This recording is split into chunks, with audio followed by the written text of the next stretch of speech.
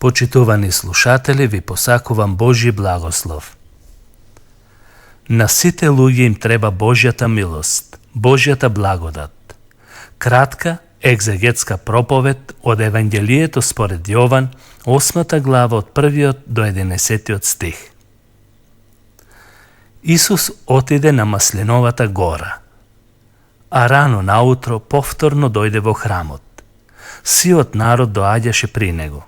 Тој седна и ги поучуваше. Тогаш книжниците и фарисеите доведоа една жена фатена во прелюба. Откако ја поставија на средина, му рекоа: Учителе, женава е фатена во самото дело на прелюба. А Мојсеј ни нареди во законот да ги убиваме со камења таквите. А ти што велиш? Тоа го рекоа за да го искушат, за да имаат за што да го обвинат. А Исус се наведна и пишуваше со прстот по земјата. Но бидејќи и натаму го прашуваа, се исправи и им рече: Кој е од вас безгрешен, нека прв фрли камен врз неа. И пак се наведна и пишуваше по земјата. А тие, кога го чуја тоа, бидејќи совеста ги убеди, излегуваа еден по еден, почнувајќи од најстарите до последните. И Исус остана сам со жената, која стоеше на средина. Исус се исправи и ја рече: Жено, каде се? Ниеден ли не те осуди? Таа одговори: Ниеден, Господи. Исус ја рече: Ни јас не те осудувам, оди си од сега повеќе не греши. Исус не дојде да го осуди човештвото, туку да го спаси. Зашто Бог не го испрати својот син во светот за да му суди на светот, туку светот да се спаси преку него. Евангелие според Јован, 3 глава, 17 стих. Жената фатена во самото дело на прелюба. Дилема. Ако жената е фатена во самиот чин на прелюба, тогаш се поставува прашање каде е прелюбникот и зошто тој не бил доведен заедно со неа. Во тој случај испаѓа дека тоа е некоја наместена ситуација со некоја друга позадина. Второ, фарисеите сакаа да постигнат друга цел со жената, односно преку неа да изнајдат начин како да го осудат Исус. Според Мојсеевиот закон, изразот таквите да се каменуваат ја истакнува одговорноста и на едниот и на другиот, според Левит 20 глава 10 стих. Таму стои вака: човек кој прелюбодејствува со мажена жена, кој ќе изврши прелюба со жената на својот ближен, нека биде казнет со смрт, и прелюбникот и прелюбницата. Фарисеите имаа свое седиште и начин како да го почитуваат законот во однос на таквите прекршители на законот. Но тие дојдоа при Исус со зла и лукава намера. Нивниот план беше да најдат причина како да биде осуден Исус во поглед на римскиот закон или Мојсеевиот закон. Кога Исус би рекол: Ајде каменувајте ја, би се изложил на осуда против римскиот закон, затоа што нивните закони не дозволувале такво дело да биде казниво со смрт. А кога би рекол да не биде каменувана, тогаш, според Мојсеевиот закон, би бил соучесник со неморалните личности, зашто законот не дозволуваше на таквите да им се искажува милост. Исус дојде да го исполни законот и затоа се придржуваше согласно законот. Не му помагај на злиот да сведочиш лажно, според втора книга Мојсеева, 21 глава, 1 стих. Фарисеите сметаа дека тоа е единствениот начин да го уловат во нивната клопка. Или да биде против Рим, или против Мојсеевиот закон. Трета варијанта во нивните мисли немаше. Исус го најде најдоброто решение со тоа што е разоткри нивната нечиста совест.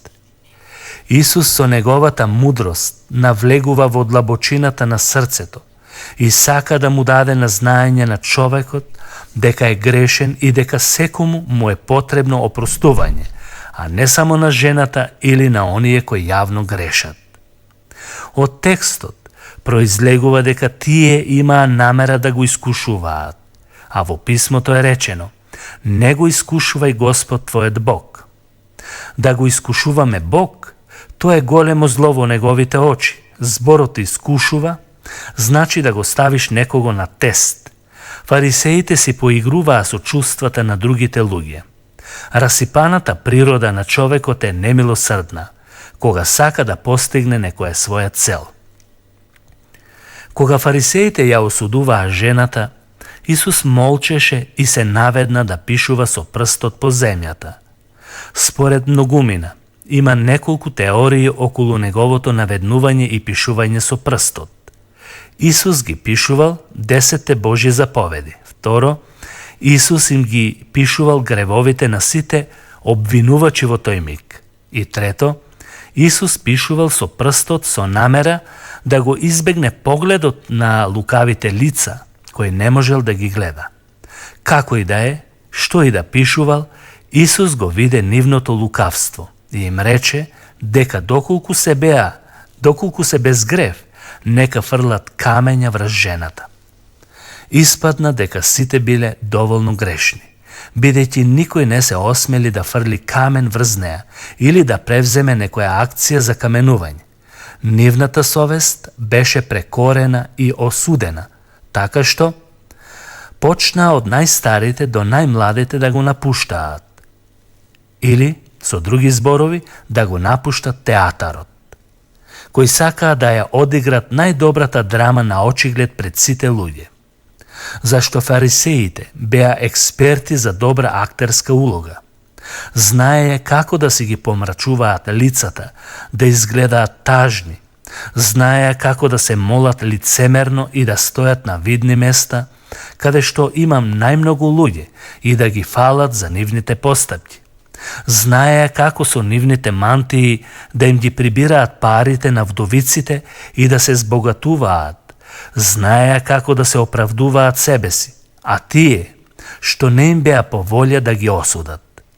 Не знам дали има денес таква одбрана елита како нив, која добро и умешно знае да се оправдува или справува во дадени ситуации, но во овој случај со Исус не им успеа планот. Сите си заминаа како попарени.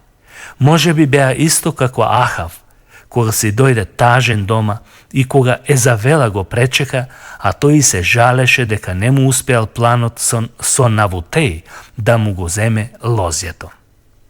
И тогаш се вели во текстот, останаа само Исус и жената. Исус ја прашува жената: жено, никој ли не те осуди? Одговорот гласеше: никој, Господи. И јас не те осудувам, оди си и не греши веќе. Жената за прв пат се сретна со Божјата милост. Сега конечно и станаа јасни работиве колку се немилосрдни луѓето, ако паднеш во нивните раце, а колку е добар Бог, кога од голема љубов кон човештвото дојде на овој свет токму заради таквите жени и мажи, кои го пијат гревот како вода. Исус дојде да опростува гревови и да му искаже милост на секој поединец. Но откако ќе го прости гревот, тој на сите ни дава заповед која гласи: оди и не греши веќе. Тоа е правило за сите христијани и за сите луѓе во секој временски период. А ако си ја примил Божјата милост и неговото опростување, немој сега да ја злоупотребуваш со истите гревови, што си ги правел додека си бил далеку од Бог. Поука. Бог дојде да спаси, а не да погубува човечки души. Исус е полн со љубов кон сите грешници. Исус ги опростува сите гревови, па дури и прелюбата. Штом некој ќе дознае за Исус, веднаш треба да се откаже од сите гревови и да не ги повторува, зашто во таков случај ќе наликува на искапена свиња која се враќа во тињата. Твојата одлука денес може да биде најважна одлука во животот. Прими го Исус со вера и тој ќе ти ги прости сите гревови. Ако ти се кажеше нешто потешко, немаше ли тоа да го направиш? Дојди при Исус таков каков што си и тој ќе ти прости се. Не се осветлувај себе си, истакнувајќи ги тугите грешки. Лукавото срце само ќе се фати во својата клопка. Бог да ве благослови, почитувани слушатели. Амин.